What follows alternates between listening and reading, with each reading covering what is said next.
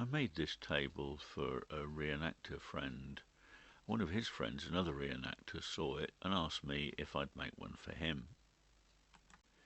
I managed to pick up an old coffee table. It wasn't as nice as the one in this picture, but it was the same table, just a bit broken and battered. I was really pleased with the top. When I'd scraped it all off, I found that it was just one solid piece of oak, 20 odd inches wide, and really nice grain pattern on it, about an inch thick. I use a metal cabinet scraper which takes off tiny shavings, leaving the wood surface really smooth. Reenactors need tables that they can take apart and reassemble for easy transport to and from their events, and so I support the tabletop on A-frames with a bracing strut, as you'll see later on. Here I'm cutting some long strips for the A-frames out of an old dining table top that I've partially taken the brown varnish off, as you can see. The four legs form the A-frame uprights, and now I'm going to cut some narrower pieces for the crossbars.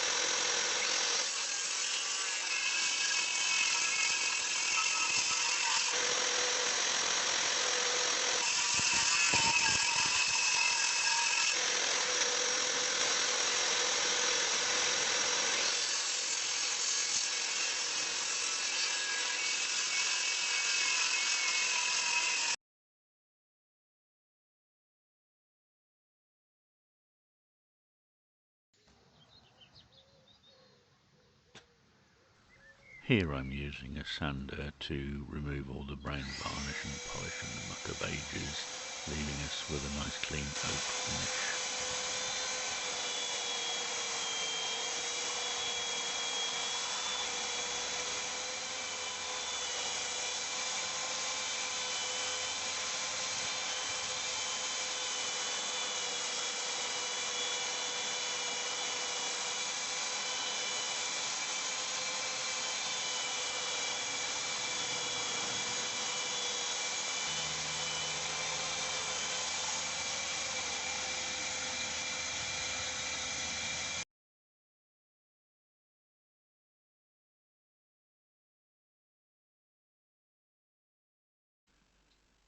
I often come across people trying to get rid of a whole load of kitchen cupboard door fronts when they've upgraded their kitchens. And these are nice because quite often the framing is solid oak and you just have to cut it out and strip it off so that you can use the wood. Here I've got some cupboard doors which are quite tall, and if I take the upright parts from it, I can use those as bracing struts on the A-frame legs for Paul's table. Here I've cut out a whole pile of pieces which I can then clean up, and then I'll have a whole stack of them to go at, so I don't have to stop when I'm in the middle of making a piece of furniture to go and cut two more legs or something.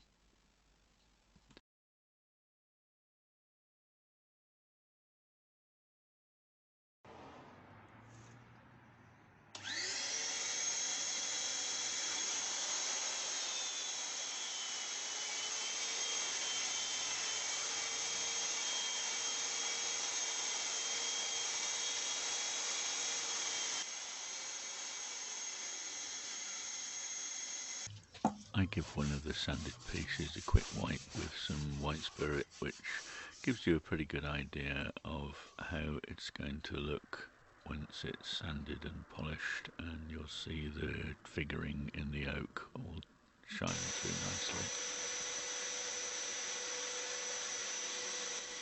And now I'm just going to tidy up the ends of all these rods just to get rid of the moulding at the ends and so on, leaving me with some nice square pieces of wood to work with.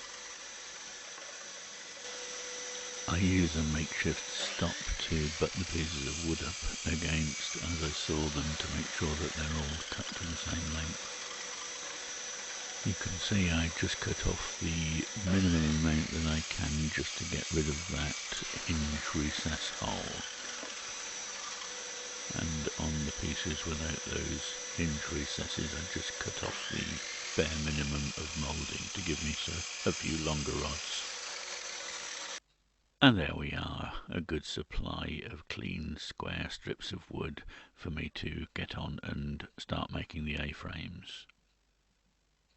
Before I do that, I've got to fashion two sturdy pieces of wood to fasten to the underneath of the tabletop so that I can cut some slots in them for the tops of the A-frames to go into.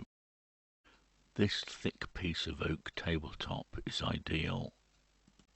But notice the joins there. It's, as many of these tables are, made of strips of oak joined together side to side to make one solid sheet. I'm going to make sure that I cut along the original joins so that the pieces of wood I end up with are all original one-piece wood.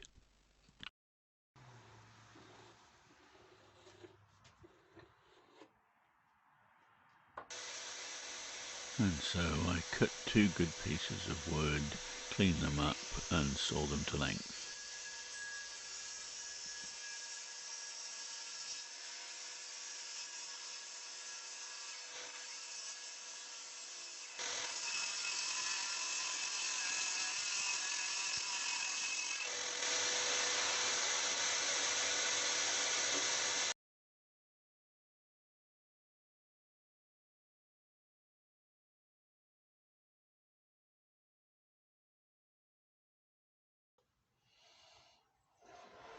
And here they are, and we'll just try them for size against the underside of the tabletop.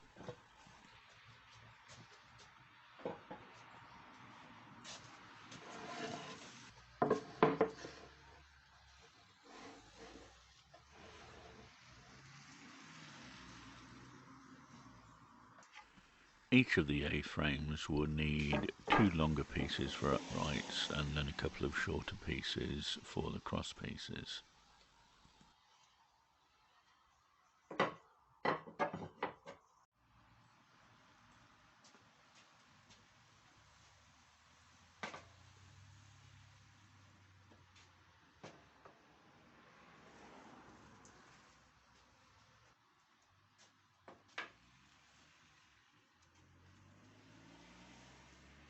And that's roughly how they'll go. You can see why they're called A-frames. And here's a picture of a table I made before, just to show how they work.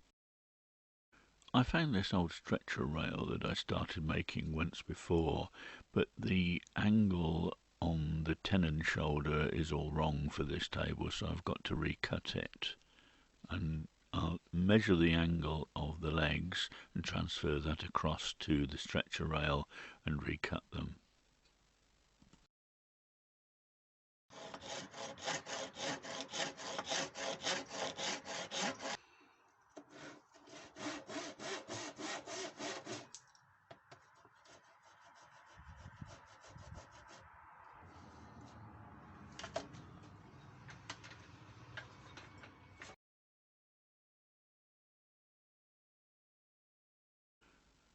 The tenon shoulders are now the right angle to go through the bottom rail of the A-frame, so we need to cut a hole in the bottom rail of that A-frame.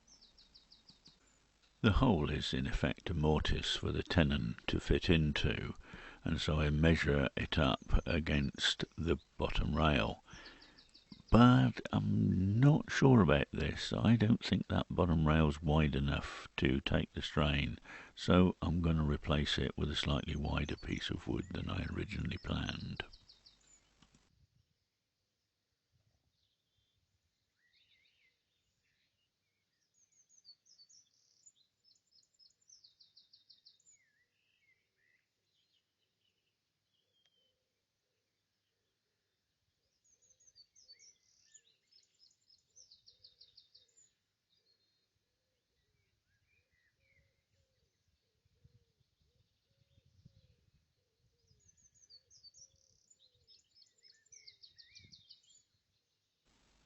while I'm about making new bottom rails, I thought I might as well cut the ends off at the same angle as the legs so that it looks nicer when it's all made up together.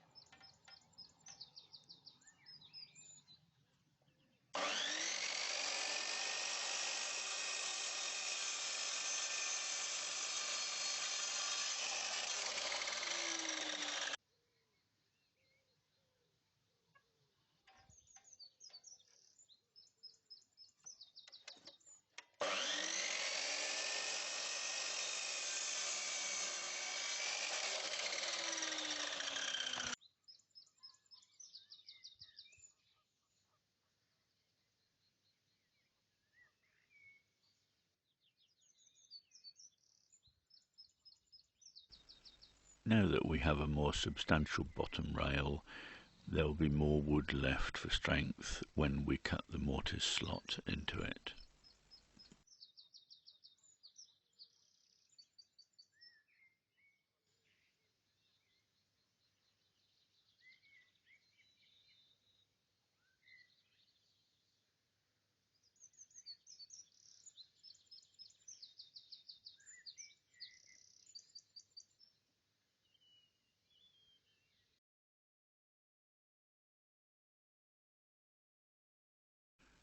I'm going to make some corner braces to keep the A-frames in place, so I'll first of all check that the angle is exactly right, and then I'll use a new piece of wood to cut 2 corner brackets.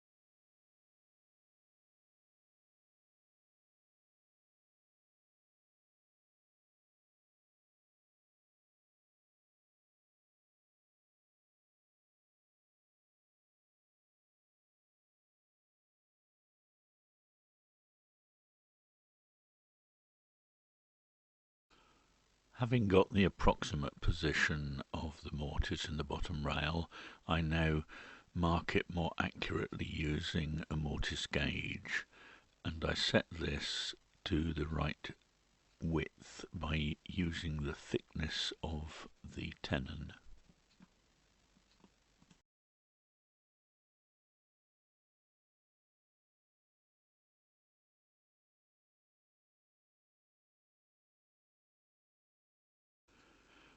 I mark it slightly closer to one edge of the bottom rail to allow for the fact that the mortise needs to be cut at a slight angle to allow for the inward leaning of the A-frames. This angle corresponds with the angle I cut on the tenon shoulder in the stretcher rail.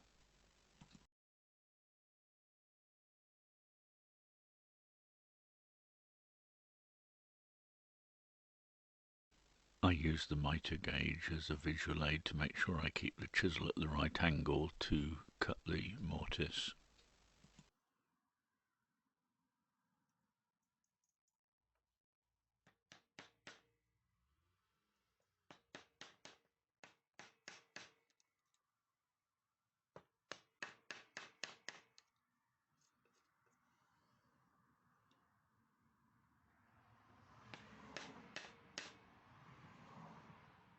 When I get part way through the wood, I test the end of the tenon in it to make sure that I'm cutting it the right size.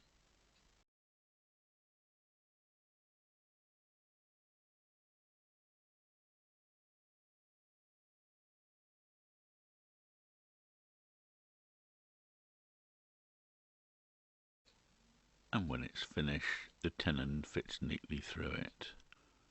I draw a pencil mark on the tenon when it's fully pushed in. That's to give me a guide when I'm making the hole for the fastening peg.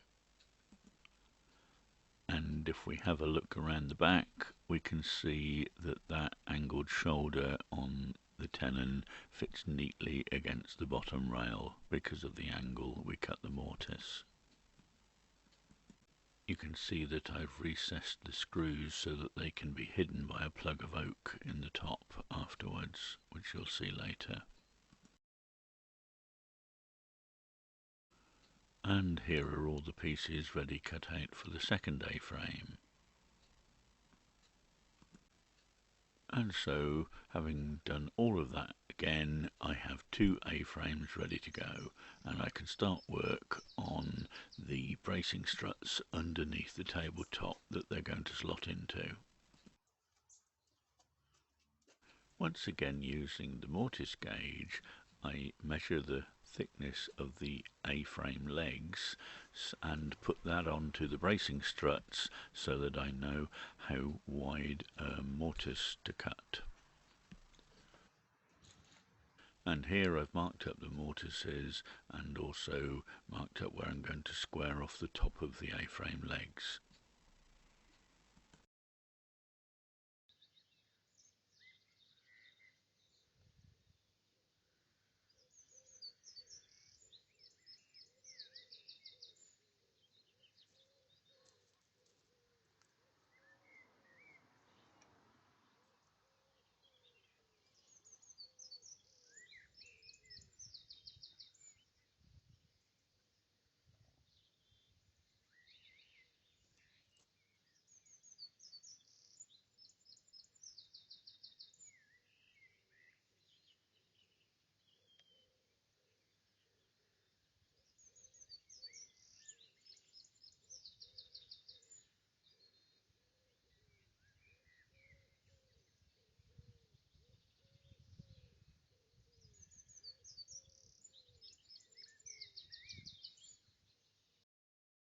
Those mortises were fun to cut because they had a double slope on them, one to cope with the sloping of the A-frames and slope the other way to cope with the splaying of the legs on each A-frame.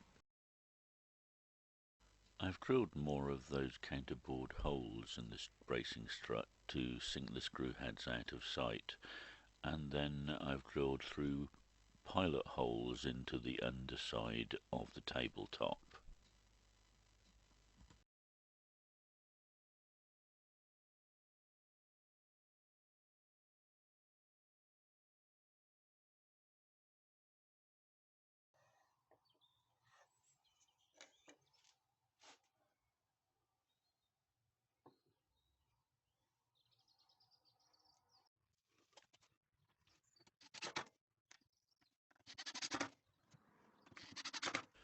Now all of those screw heads in their little counterbored holes have got to be covered up by little plugs of oak, and this is how I make them. I have a special plug cutting bit for the drill, and then I just find any old scrap of off-cut oak to make the plugs with.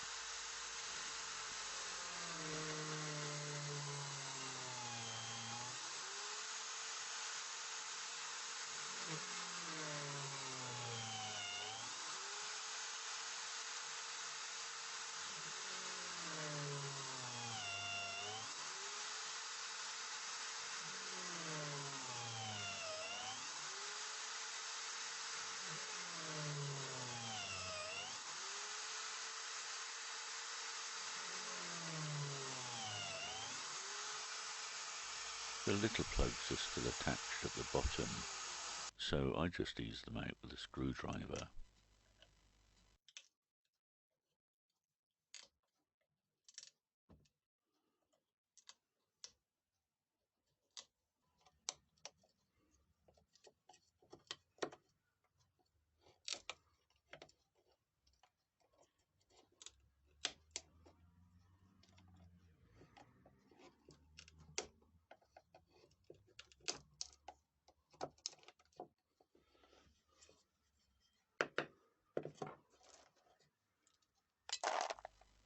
In the end, I have a whole pot full of little oak plugs.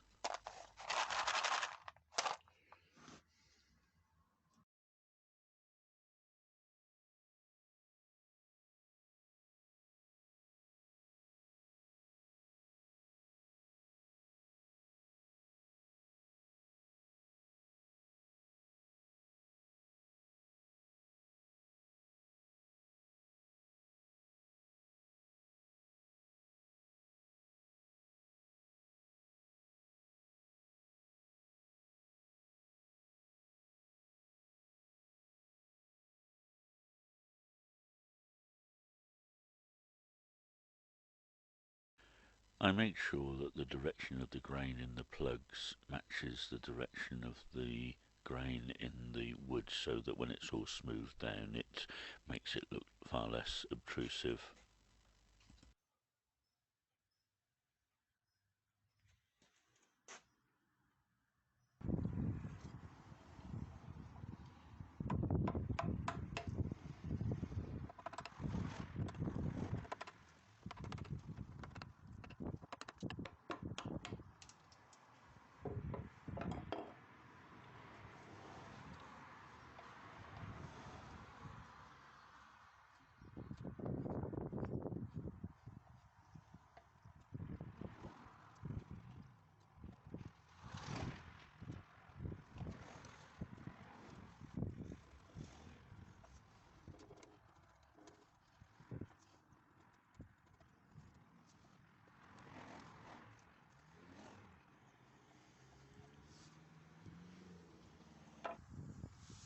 And so there they are, all smoothed off. They're not completely invisible, but they blend in quite nicely.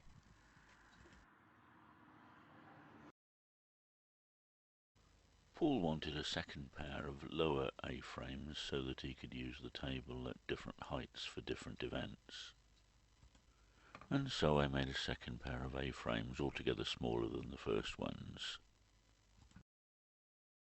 Here are both sets of A-frames, complete with all the little wooden plugs in on top of the screws, waiting to be smoothed off and finished.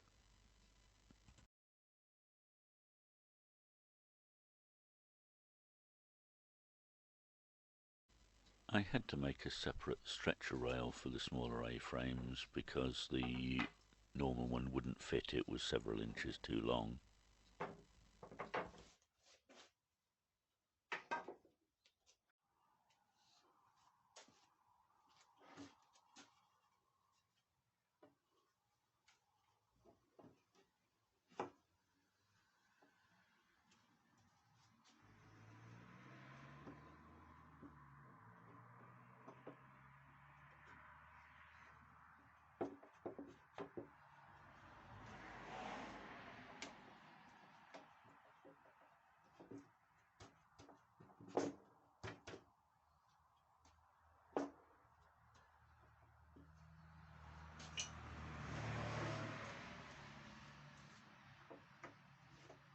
And now all that remains to be done is to clean it all up, sand it all smooth, get rid of all the sharp edges, get rid of all the pencil marks, and give it several coats of lovely oil and beeswax polish.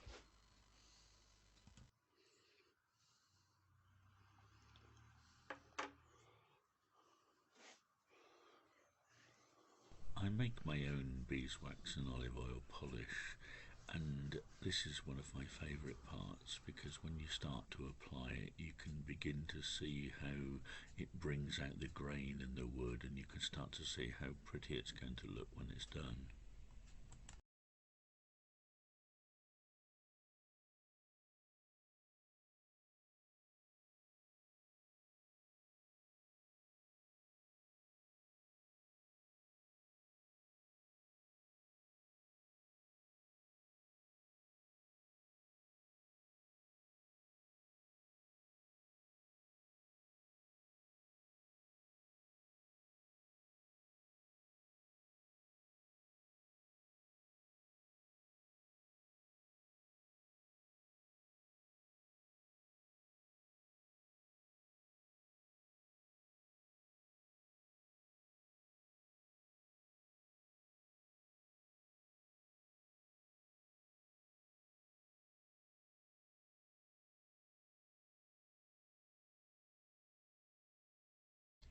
Here you see the underside of the tabletop, and after a couple of coats of polish you can see how it really enhances the grain pattern.